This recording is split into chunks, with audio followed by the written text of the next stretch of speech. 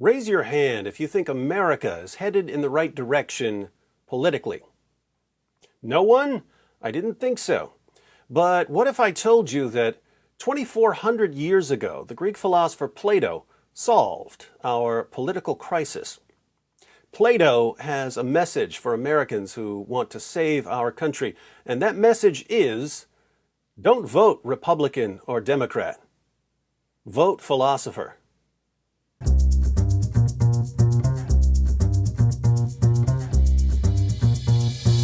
If you read Plato's dialogues, something interesting will happen over and over again. Plato, through his character Socrates, will point to some moral or political problem in society, and you'll realize that we have the exact same problem today. On certain issues, we've made shockingly little progress since the 4th century BC. So, Plato draws attention to a problem, and then he offers his solution. And his solution, with very few exceptions, will sound absolutely ridiculous and insane. As a rule, when Plato is telling you how to fix something, he comes across like a complete lunatic. So, people dismiss Plato's solution because it sounds absurd. But, if we would just pause and think about the point he's making, we would see that Plato is actually pointing us in the right direction and that he sees something that most people today have missed entirely. Take Plato's Republic. The Republic is the world's first great work in political philosophy, and more than 2 millennia later, it's still the most influential. Plato's official task in the Republic is to answer the questions, what is justice, and why is it always better to be just rather than unjust, even if you could get away with being unjust? But along the way, he discusses the soul, education, medical ethics, censorship, and all kinds of other topics, almost always proposing solutions that seem really, really strange. One of Plato's strangest proposals, especially to philosophers, is that philosophers should be kings.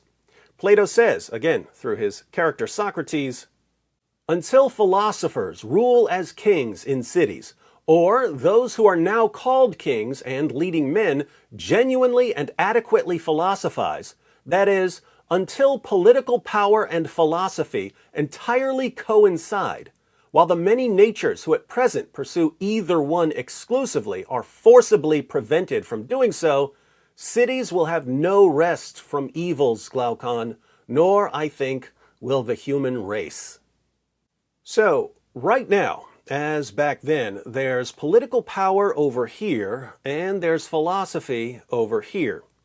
Plato says that until political power and philosophy coincide, the human race will have no rest from evils.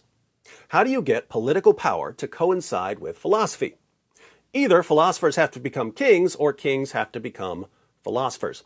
Now, I have 2 master's degrees and a PhD in philosophy, and I've never met a philosopher who thinks that this is a good idea. A lot of philosophers can barely turn their computers on. I know I can't. Why would we think that they're capable of running a government? By the way, Plato's suggestion would have sounded at least as ridiculous in ancient Greece as it does now. Philosophers had a reputation for being people with their heads in the clouds, totally useless for everyday life. But if you suppress the gag reflex when you hear Plato's suggestion, and you spend a few minutes figuring out why Plato said that philosophers should be kings, you might realize that Plato had a point. Plato's concept of a philosopher is a bit different from ours. For Plato, a philosopher is someone who sees a beautiful woman, sees a beautiful sunrise, sees a beautiful painting, and then asks, what is beauty itself? The philosopher becomes obsessed with the idea, not of particular beautiful things, but of beauty itself. And he focuses on understanding beauty itself until he knows what beauty is. And then he understands why beautiful things are all beautiful.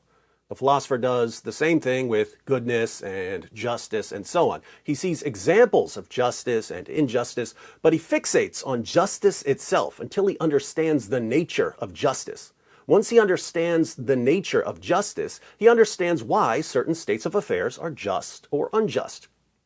Plato knows that people who walk around trying to understand beauty itself, goodness itself, justice itself, will probably be pretty terrible at politics because they won't care much about politics and because they have no experience with politics. So he thinks that philosophers need to be forced to enter the world of politics. They won't be interested. You have to make them do it. You have to make them apply their understanding of beauty and goodness and justice to politics. Most philosophers today would not agree with Plato's concept of a philosopher. But as I've said, if you hear Plato out, he's on to something here. Plato gives several arguments to defend his claim that philosophers should be kings. We're going to read an allegory he presents in Book 6 of the Republic. He compares politicians competing for control of a city or state with sailors fighting for control of the helm of a ship. Socrates says, "Imagine then that something like the following happens on a ship or on many ships. The ship owner is bigger and stronger than everyone else on board, but he's hard of hearing, a bit short-sighted, and his knowledge of seafaring is equally deficient. The sailors are quarreling with one another about steering the ship, each of them thinking that he should be the captain, even though he's never learned the art of navigation, cannot point to anyone who taught it to him, or to a time when he learned it. Indeed, they claim that it isn't teachable and are ready to cut to pieces anyone who says that it is." So, these sailors are fighting for control of the ship, but they don't understand the art of navigation. They've never learned how to navigate a ship by looking at the stars. They don't understand sea currents and wind patterns. In other words, they don't know how to get the ship where they want it to go. And yet they're fighting for control of the ship. Remember, the sailors here represent people fighting for political power, control of the state. Plato continues and says, "They're always crowding around the ship owner, begging him and doing everything possible to get him to turn the rudder over to them. And sometimes, if they don't succeed in persuading him, they execute the ones who do succeed or throw them overboard. And then, having stupefied their noble ship owner with drugs, wine, or in some other way, they rule the ship, using up what's in it and sailing in the way that people like that are prone to do. Moreover, they call the person who is clever at persuading or forcing the ship owner to let them rule a navigator, a captain, and one who knows ships, and dismiss anyone else as useless." Remember, they don't understand the art of navigation, but whoever is good at getting control of the helm, they call him a navigator or a captain, even though the person doesn't actually know how to navigate a ship. He only knows how to get control of the ship. They don't understand that a true captain must pay attention to the seasons of the year, the sky, the stars, the winds, and all that pertains to his craft if he's really to be the ruler of a ship. And they don't believe there is any craft that would enable him to determine how he should steer the ship, whether the others want him to or not, or any possibility of mastering this alleged craft or of practicing it at the same time as the craft of navigation. Don't you think that the true captain will be called a real stargazer, a babbler, and a good-for-nothing by those who sail in ships governed in that way, in which such things happen? Notice, the true captain is someone who's been trained in the art of navigation. He knows how to read the stars and the winds and the tides to get the ship where it's supposed to go. But someone like that will be busy looking at the stars or looking at the wind patterns. He probably won't be busy fighting for control of the ship.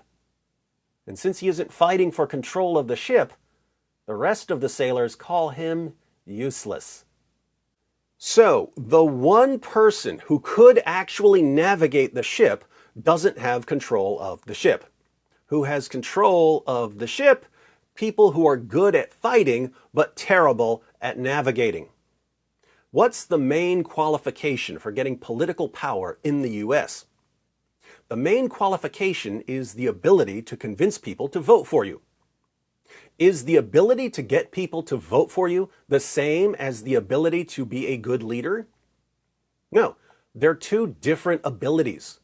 Someone who's great at lying and manipulation will have the ability to convince people to vote for him. But being a great liar and a great manipulator doesn't mean that he'll be a good leader. Plato's view is that the people who could be the best leaders may never have any political power because they might be repulsed by politics. The people who could be the best leaders might look at what goes on in politics and say, I don't want to have anything to do with that ever.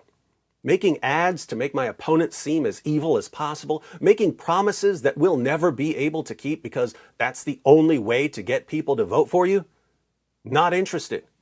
But that's what it takes to win, so I'm not going to win. Now, even with all of that said, it's still silly to say that we should make philosophers kings. Feel free to try, but it won't end well. Plato tried in real life. It did not end well. But what's more important here is an underlying point that runs throughout Plato's discussion. Think about this. If you're on a ship, is there a place where the ship should be heading? Is there a correct destination, or is the ship just sailing around randomly? If there is a destination, how do you get there? Is there a correct way to get there? If there is a correct destination and there is a correct way to get there, then it's very, very important for the sailors to understand that. The sailors need to understand where they're going and how to get there. If they don't, then all that's left is fighting for control of the ship. If there's no real destination and no real way to get there, then all that matters is fighting for control. If you win, you get to control the ship for a while until someone comes along and knocks you out. And then he takes control. And he gets to steer for a while. There's nothing beyond the fighting for temporary control. And the best that you can hope for is that you, or the person you like best, gets to steer for a while. How does this apply to us? Well, where should we, or any nation, be heading? What's the goal? Is there a goal that goes beyond my personal preference or your personal preference? If so, is there a correct way to get there? These are philosophical questions. So Plato's right that there should be some sort of overlap between philosophy and politics. And these philosophical questions should be brought to the surface in political discussions and debates. Tell me, candidate X, where do you plan to take our country? If you had complete control, what sort of country would you make for us? Paint us a picture of your ideal country. Then tell us why we should agree with you and not with your opponent's ideal country. Tell us how you propose to get us to your goal. Explain to us why you're right. Explain the art of navigating a country. If no one can tell us why they're right, and this is the horrifying part, if there is no correct goal that goes beyond personal preference, if there's no correct way to get there, then all that's left is fighting for power. And all we get to do is go back and forth from one party to the next, punching and kicking and biting on our miserable voyage to nowhere. Until philosophers are kings,